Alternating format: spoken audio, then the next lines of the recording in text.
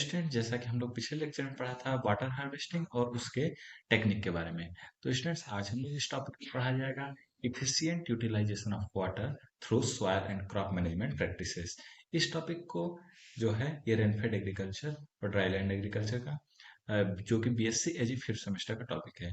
तो स्टूडेंट्स आइए हम लोग चलते हैं इस पर कि इसके अंदर हम लोग को क्या क्या पढ़ना है और क्या क्या इसके अंदर मेन है, जो कि हम लोग को थ्योरी क्लासेस में थ्योरी पेपर में ज़्यादा आने के चांस रहते हैं।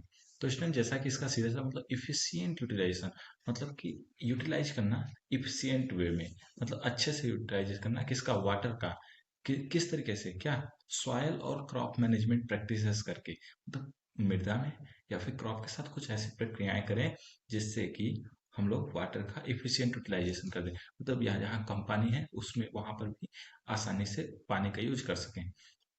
तो स्टूडेंट्स समझिएगा कि efficient utilisation of water through soil and crop management practices is क्या क्रूशियल फॉर ऑब्टेन रिसोर्स, क्या क्रूशियल होता है, क्यों, किस लिए, ऑप्टिमाइजिंग वाटर रिसोर्स, समझने के लिए पानी रिसोर्स क्या है, रिड्यूस वाटर वेस्टेज, मतलब जो पानी की बर्बादी हो रही है उसको रिड्यूस करने के लिए, और मैक्सिमाइज क्रॉप प्रोडक्टिविटी, और क्रॉप प्रोडक्टिविटी को बढ़ाने के लिए। तो bye implementing this following step, हम लोग कुछ प्रैक्टिसेस फॉलो करके फार्मर क्या कर सकता है, वाटर यूज इफिशियंसी को बढ़ा सकता है और पानी के लॉस को कम कर सकता है। ओके स्टूडेंट, तो हम लोग कुछ पॉइंट के माध्यम से देखते हैं कौन कौन सी ऐसी मैनेजमेंट प्रैक्टिसेस कर सकते हैं। तो सबसे पहला क्या है कि इरिगेशन शेड्यूलिंग। क्या, इरिगेशन को शेड्यूल करके, शेड्यूल मतलब इरिगेशन को शेड्यूल करना, जैसे क्या कि जब सही समय हो और जितना पानी हो उतना ही दे। ऐसा नहीं कि फ्लडिंग कर दिए, बहुत ज्यादा पानी बह गया खेत में, ऐसा ना करें। एकदम करेक्ट समय पे और करेक्ट अमाउंट में वाटर देना चाहिए। ओके स्टूडेंट, नेक्स्ट, मॉनिटर करते रहना चाहिए सॉइल के मॉइस्चर लेवल को, वेदर कंडीशन को, मतलब सॉइल में नमी कितनी है, वेदर का कंडीशन कैसा, मौसम कैसा है, क्रॉप की क्या रिक्वायरमेंट है और समय कौन सा है, ये सब भी देखते रहना चाहिए पानी देने से पहले। ओवर इरिगेशन से बचना चाहिए, मतलब बहुत ज़्यादा सिंचाई ना कर दें, जितना क्रॉप को जरूरत है उतनी ही क्रॉप को पानी देना चाहिए। नेक्स्ट है डिफिसिट इरिगेशन। डिफिसिट इरिगेशन का मतलब होता है कि पानी कम देना। क्या, कि जब क्रॉप का ग्रोथ स्टेज है, जैसे मान लीजिए कि जैसे गेहूं लगा है, गेहूं में सीआरआई एक जो होता है वो क्रिटिकल स्टेज होता है। सीआरआई के बाद और सब जो ग्रोथ स्टेज हैं, अगर हम लोग उस समय पानी दें लेकिन उतना पानी न दे जितना की जरूरत हो, मतलब उससे थोड़ा सा कम दे, तो उससे क्या होगा, उसके अंदर एक सहन शक्ति बन जाएगी। कैसी सहन शक्ति, कि उसे थोड़ा कम पानी में भी रहने की आदत बन जाएगी। तो कम पानी में भी वो अच्छा ग्रोथ कर लेगा, जिससे हमारे पास अगर कम पानी की व्यवस्था है तो हम लोग अच्छे से उसे ग्रो कर सकते हैं। तो ये मतलब समझिएगा कि सर्टेन ग्रोथ समय पानी की कम देना। Approach help to control stress on crop, इससे क्या होता है कि क्रॉप पर थोड़ा स्ट्रेस कंट्रोल होता है और इफिशियंट वाटर होता है, वाटर लॉस भी नहीं होता। ओके स्टूडेंट्स, और उसके बाद ऐसा इरिगेशन, डिफिसिट इरिगेशन कब करना चाहिए, तो ये जब नॉन क्रिटिकल ग्रोथ हो, मतलब ऐसा स्टेज हो ग्रोथ का कि वो क्रिटिकल ना हो। क्रिटिकल स्टेज में कर देंगे तो वो क्या होगा, वो सूख जाएगा, वो आपके प्रोडक्शन पे इफेक्ट करेगा। क्वेश्चन ये ध्यान देना चाहिए। Next, mulching. मल्चिंग के बारे में आप सभी ने सुना होगा। मल्चिंग का मतलब होता है कि ऑर्गेनिक या इनऑर्गेनिक कोई भी, जैसे कि पुआल है, भूसा है, या फिर तो कुछ भी है ऑर्गेनिक मैटर, या फिर तो पन्नी है, तो हम लोग क्या करेंगे, प्लांट को छोड़ के नीचे और खाली जगह में बिछा देंगे। तो उससे क्या होगा, ग्रास भी नहीं होगा, वीड भी नहीं होगा। उसके बाद क्या होगा, जो नीचे मॉइस्चर है मिट्टी के अंदर, सॉइल के अंदर मॉइस्चर है, वो इवापोरेट भी नहीं होगा। तो उससे क्या होगा, सॉइल का मॉइस्चर लेवल बढ़ा रह जाएगा, और उससे क्या होगा कि यह प्रोटेक्टिव लेवल लेयर की तरह काम करेगा और रिड्यूस करेगा इवापोरेशन को, वाष्पीकरण को रोक देगा, घास को भी रोकेगा, और भी बहुत कुछ करेगा जिससे सॉइल मॉइस्चर मेंटेन रखेगा, मतलब मृदा की नमी मेंटेन रहेगी।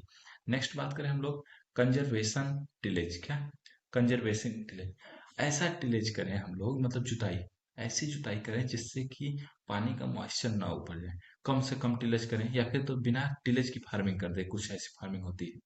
तो ऐसा करेंगे तो क्या होगा, वो मृदा में टूटेगा नहीं, मृदा के कण टूटेंगे नहीं, तो मॉइस्चर लेवल बना रह जाएगा, जिससे कि हम लोग जहाँ पर मॉइस्चर डिफिशिएंट कंडीशन है वहां पर भी क्रॉप आसानी से ग्रो कर सकते हैं।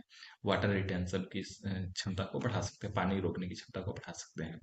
या फिर ऐसा करें कि जैसे कि प्लांट का क्रॉप का रेसिड्यू है उसे खेत में छोड़ दें, तो उससे क्या होगा कि वह मल्चिंग का काम करेगा, और मल्चिंग का काम करेगा तो क्या करेगा, मॉइस्चर को रोके रहेगा, सॉइल के स्ट्रक्चर को बढ़ाएगा, उसके इनफिल्ट्रेशन रेट को भी बढ़ाएगा, मतलब पानी की सोखने की क्षमता बढ़ा देगा, और इवापोरेशन रेट को घटा देगा।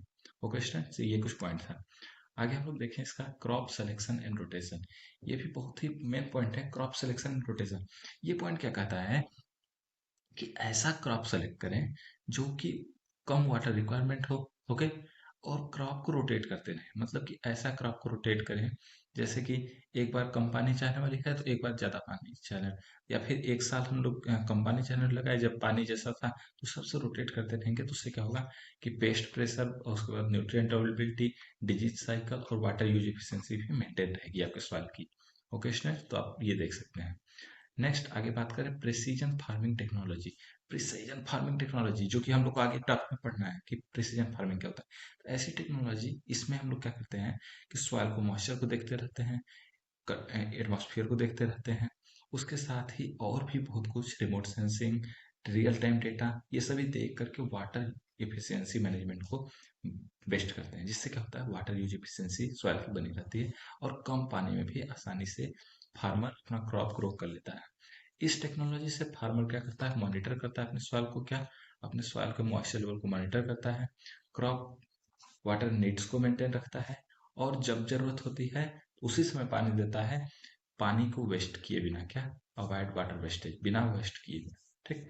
ओके, नेक्स्ट है न्यूट्रिएंट मैनेजमेंट। क्या, न्यूट्रिएंट मैनेजमेंट करना, पोषण तत्व तो बराबर देना, ऐसा ना हो कि बहुत ज्यादा दे दें या बहुत कम दे दें। तो अगर हम लोग एकदम एक्यूरेट मात्रा में प्लांट को न्यूट्रिएंट देंगे, पोषण तत्व तो देंगे, तो वो क्या करेगा कि पानी से जो उसे न्यूट्रिएंट लेना था, तो वो कम पानी में भी अपने को अच्छा से ग्रो कर लेगा और पानी की आवश्यकता हमें कम होगी। तो हमें सूखे वाले कंडीशन में जब यहाँ बात कर रहे हैं, ये पूरा जो सब्जेक्ट है वो dry land agriculture, rainfed agriculture है, मतलब जहाँ पानी की कमी है वहां पर एग्रीकल्चर कैसे करें, तो वहां पर भी आसानी से इस विधि से हम लोग कर सकते हैं। नेक्स्ट है balance fertilisation based on soil and plant nutrient analysis, nutrient update and reduce water stress on plant. इससे क्या होगा कि अगर हम लोग वही सेम बात कि प्लांट को एकदम एक्यूरेट मात्रा में न्यूट्रिएंट देंगे, तो वह रिड्यूस करेगा, क्या, न्यूट्रिएंट होगा, और उसके पर जो वाटर स्ट्रेस है, मतलब पानी की कमी जो दिख रही थी, वो भी मेंटेन हो जाएगी। उसके आगे नेक्स्ट बात करें क्रॉप रेसिड्यू मैनेजमेंट। ये भी एक बहुत बड़ी बात है। जैसे क्रॉप रेसिड्यू मैनेजमेंट का मतलब क्या है कि जो क्रॉप हमने काटा, तो उसके बाद उसका जो बचा हुआ पार्ट है उसको हम खेत में ही छोड़ दें। खेत में छोड़ने से क्या होगा कि वो मल्चिंग की तरह काम करेगा, आपके मॉइस्चर को मेंटेन रखेगा, आपका मॉइस्चर पर खराब नहीं होगा, सॉइल का मॉइस्चर मेंटेन रहेगा, सॉइल का टेम्परेचर भी मेंटेन रखेगा, उसके बाद वीड को भी ग्रो नहीं होने देगा, और भी बहुत कुछ करेगा, आपके सॉइल के इन्फिल्ट्रेशन रेट को बढ़ाएगा, मिनिमाइज करेगा वाटर लॉस को, बहुत कुछ मदद करेगा। क्या करेगा रेसिड्यू मैनेजमेंट में, ओके। तो जैसा कि इनहेंस करेगा आपके सॉइल फर्टिलिटी को, ऑर्गेनिक मैटर बढ़ाएगा, सॉइल इरोजन से रोकेगा, वाटर लॉस को कम करेगा, उसके बाद क्रॉप रेसिड्यू बैरियर की तरह काम करेगा, एक अवरोध की तरह काम करेगा। नेक्स्ट है क्रॉप डाइवर्सिफिकेशन इन इंटरक्रॉपिंग। ये दो पॉइंट बहुत ही मेन है, मतलब क्या, क्रॉप को डाइवर्स कर दें, बदल दें, एक ही खेत में अलग अलग फसल लगा दें, या फिर बदल बदल के फसल लगाए, इससे क्या होगा, इंटरक्रॉपिंग लगा तो इससे क्या होगा कि अगर बहुत ज्यादा सूखा पड़ गया, तो अगर एक क्रॉप खराब हुई, तो हम लोग दूसरी क्रॉप की मदद से उस भरपाई को कंप्लीट कर सकते हैं जो लॉस हो रहा है। तो ये करना चाहिए, डाइवर्स करना चाहिए क्रॉप को, डाइवर्सिफिकेशन, और ऐसा क्रॉप लगाना चाहिए जो कि उस एरिया में रह सके, मतलब अपने आप को ग्रो कर सके सूखे इलाके में, पानी की कमी में। ओके स्टूडेंट, नेक्स्ट है प्रॉपर ड्रेनेज मैनेजमेंट। ड्रेनेज का प्रॉपर मैनेजमेंट करें, मतलब जिस समय बारिश हो रही है तो उस समय ऐसा देखें कि बारिश उतना ही हमारे खेत में लगे जितना कि हमारे खेत को जरूरत हो। ज्यादा पानी लग जाएगा तो भी अगर आप पहले बुआई कर दिए तो वो आपकी क्रॉप खराब हो जाएगी, तो इसलिए ये प्रॉपर ड्रेनेज मैनेजमेंट देखें कि आपका खेत जो है बिल्कुल सही रहे, कि पानी भी ना लगने पाए और आपका क्रॉप भी खराब ना हो। तो ये सब बातें देखनी चाहिए, इससे क्या होता है, क्रॉप को डिट्रीमेंटल होता है, क्रॉप खराब होती है और आपका प्रोडक्शन लो हो जाता है। तो रूट हेल्थ, सॉइल एरेशन और सभी कुछ वाटर यूज एफिशिएंसी को बढ़ाने के लिए ड्रेनेज मैनेजमेंट भी रखना चाहिए। तो स्टूडेंट्स, हमने इसमें 10 टॉपिक पढ़ा।